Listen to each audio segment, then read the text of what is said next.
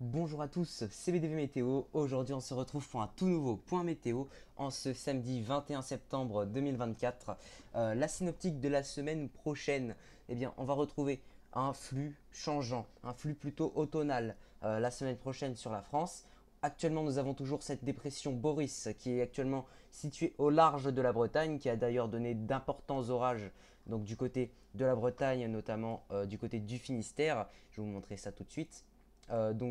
Sur les images d'archives déjà de cette nuit, on voit que le Finistère a été frappé par d'importants orages, parfois pluvieux, voire très pluvieux localement. Donc les vestiges, finalement les restes de cette goutte froide, donc baptisée Boris, qui a donc impacté en premier lieu, en premier temps, l'Europe centrale et qui s'est décalée vers donc, le large de la Bretagne durant la nuit, bon, qui a transité ces derniers jours, qui a rapporté ce flux d'Est plutôt chaud pour la saison sur le nord du pays. On a relevé des points jusqu'à 27 degrés localement, voire 28.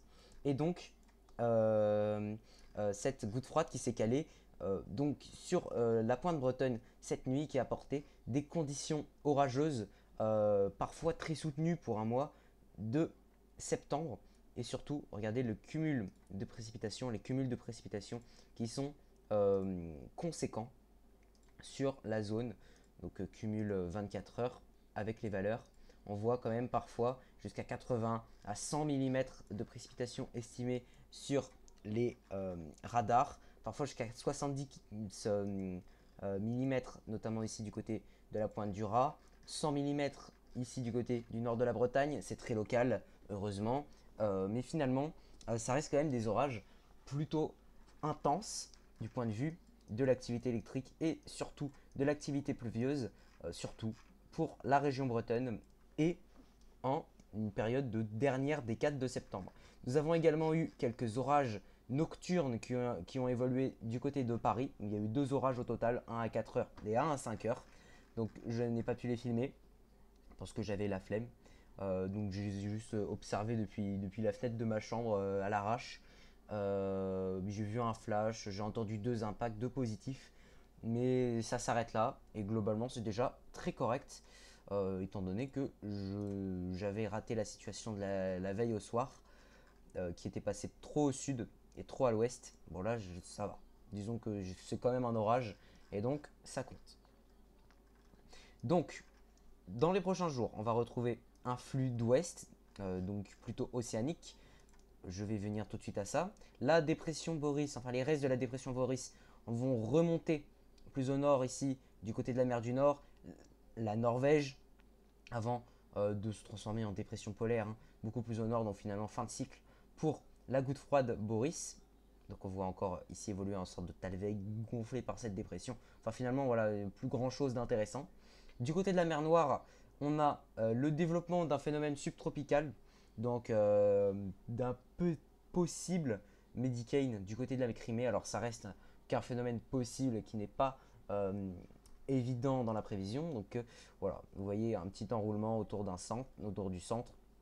Donc il y a la possibilité ici de formation d'un Medicane qui est non négligeable du côté de la Crimée et qui apporte donc à nouveau des conditions très estivales du côté de l'Europe du Sud-Est, du côté de l'Europe de l'extrême Est, notamment ici du côté de l'Ukraine, la Biélorussie et la Russie, avec des températures encore très estivales pour la saison, avec parfois jusqu'à plus de 25 degrés sur zone pendant encore assez longtemps. Regardez sur l'Ukraine, on a encore des pointes à 30 degrés le 28 septembre. Rien d'anormal en soi, mais ce qui est plus anormal, c'est la répétition de ce phénomène. Il n'y a pas forcément de coupure dans ce coup de chaud qui impacte l'Europe de l'Ouest, d'Europe de l'Est depuis déjà le début du mois de septembre. Donc c'est ça qui inquiète surtout et qui rend cet événement particulièrement anormal. Finalement, retrouver 30 degrés en Ukraine en septembre, ça reste quelque chose de malgré tout assez peu normal. Mais relever comme ça plusieurs fois 30 degrés, même globalement sur l'ensemble du mois plus de 20 degrés en septembre, c'est tout à fait anormal.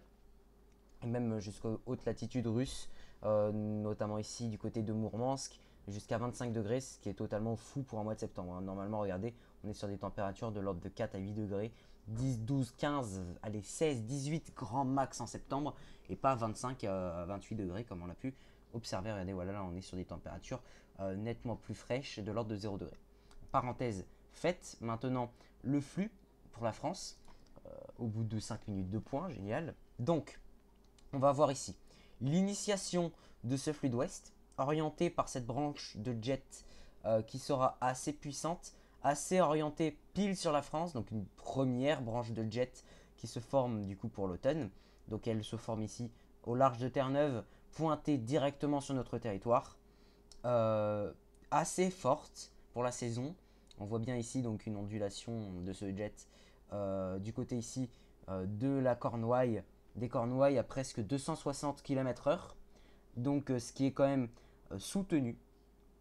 Et donc cette ondulation qui continue de se former ici du côté pile de la France en flux de sud-ouest, donc qui devrait normalement apporter un conflit de masse d'air, et donc avec l'arrivée d'un flux froid, d'un front froid majeur sur la France entre jeudi et vendredi. Mais ce front froid est, regardez, influencé, donc généré par une dépression qui va se creuser, une dépression plutôt à caractère pas explosif, mais bon, non, pas explosif, c'est pas le terme, mais à caractère assez franche, on va dire. Donc on voit bien ici le minimum dépressionnaire à 980 hectopascales pile sur la Bretagne, la Normandie. Et donc en son sud, évidemment la zone touchée reste encore à définir, hein. Là elle est modélisée sur le sud de la Bretagne pour les vents les plus forts. Elle était modélisée plus au nord sur d'autres modèles pour jeudi. Et donc vous voyez les isobars très resserrés qui stipulent donc une zone de vent fort, donc qui pourrait s'apparenter à un fort coup de vent, voire peut-être une tempête. Donc du côté de la Bretagne et de la côte bretonne et atlantique globalement pour ce jeudi, donc ce jeudi soir, pour l'instant dans les prévisions. Alors, les variations de cette tempête, du moins de l'intensité, est encore très importante sur les modèles. Il y a des modèles qui sont complètement pétés et qui voient une tempête conséquente et qui voyaient donc les régions touchées beaucoup plus au nord. Donc là, sur le GFS, les régions touchées sont plus au sud. Là, ici, sur UKMO, qui voyait quelque chose de dingue. Regardez, voilà, c'est complètement fou ce qu'il voit UKMO. Il voit une tempête Kiaran. Voilà, c'est l'équivalent de Kiaran, beaucoup plus au sud, cela dit, que voit UKMO. Bon, Kiaran, j'exagère peut-être un petit peu, mais globalement, voilà, on est sur 140. À voir si UKMO maintient cette prévision, mais là, on est quand même sur une tempête très puissante sur UKMO, une tempête déjà anormale, surtout pour la saison, et sans oublier que les arbres sont encore entièrement recouverts de feuilles. On est quand même à la sortie de l'été, puis il y a quand même beaucoup de feuilles dans les arbres. Il y a quand même beaucoup de feuilles dans les arbres et donc une grande prise au vent. Donc attention, même si le coup de vent n'est pas aussi fort que ça, même si la tempête n'est pas aussi forte que ça, par exemple arpège, donc qui est beaucoup plus raisonnable. Pour l'instant, je bénéficie de cette prévision, même si vous voyez qu'elle est complètement pas du tout en accord avec celle de GFS. Celle de GFS qui voit un passage jeudi soir sur la Bretagne, eh bien, Arpège voit ça mercredi soir au nord des Cornouailles. Donc c'est pour dire que ça reste peu fiable encore aujourd'hui. Bon, je vais du coup bénéficier d'une prévision de GFS pour avoir des prévisions les plus fiables, enfin en tout cas les plus en accord avec le run de contrôle, donc ce qu'on a vu tout à l'heure avec les géopotentiels, histoire d'avoir quelque chose qui a un sens. Donc on voit ici le premier coup de vent et voilà la tempête.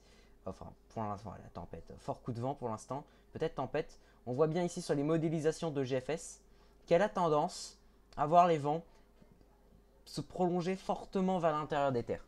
Donc ça, attention, c'est pas que les côtes qui sont donc concernées sur cette prévision, mais bien également l'intérieur des terres. Alors une vigilance peut être attribuée à cette dépression, à cette possible tempête.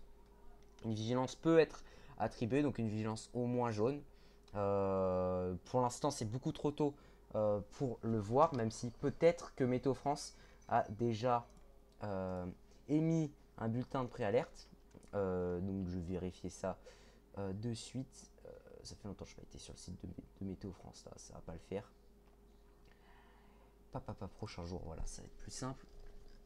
Alors, il dit risque de pluie et pas de risque de vent.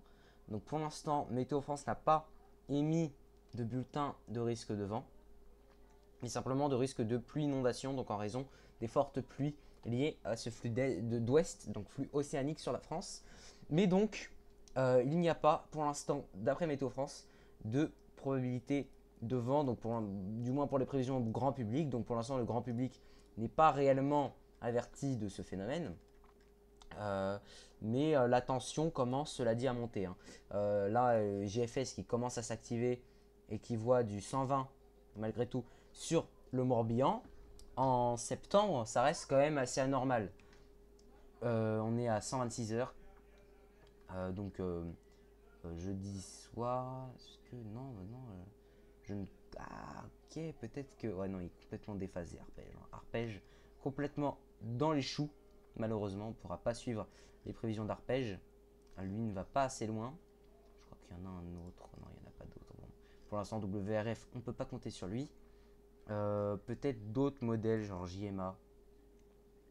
Ouais, non, JMA il est beaucoup trop global. Vous voyez, on le voit pas. On voit rien sur le modèle sur JMA.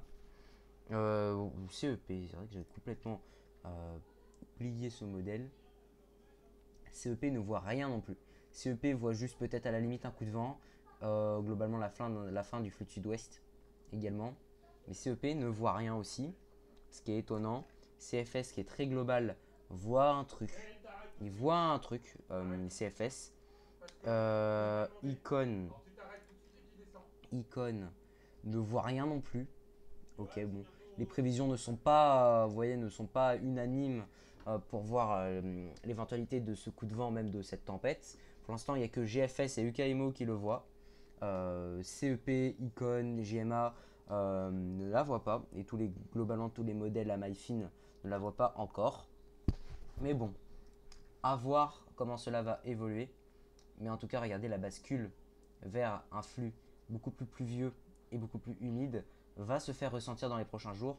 Donc avec le passage d'une première perturbation mercredi, suivi d'une seconde jeudi, qui pourrait être accompagnée de vents forts du côté de l'ouest du pays. Pour l'instant, c'est les prévisions qui peuvent être données pour la semaine prochaine. Donc évidemment, s'il y a évolution dans les prévisions de la tempête et surtout s'il y a fiabilisation de cet événement, je referai évidemment des points et un suivi de ce phénomène si j'ai le temps. Si j'ai le temps, hein, du moins. Et globalement, à suivre. À suivre. Donc là c'est les vents à 950 hectopascal. Donc c'est juste au-dessus du sol, à au moins 100 mètres. 200, 300, 500 mètres. Vous voyez que ça reste costaud. Très costaud. Bon, après, si on va trop haut, voilà, ça donne quelque chose de complètement fou. Mais c'est normal, étant donné que c'est le vent en altitude. Bon, bref. On se retrouve donc très prochainement pour un nouveau point météo, pour le suivi des événements de la semaine prochaine. C'était BDV Météo, et bye.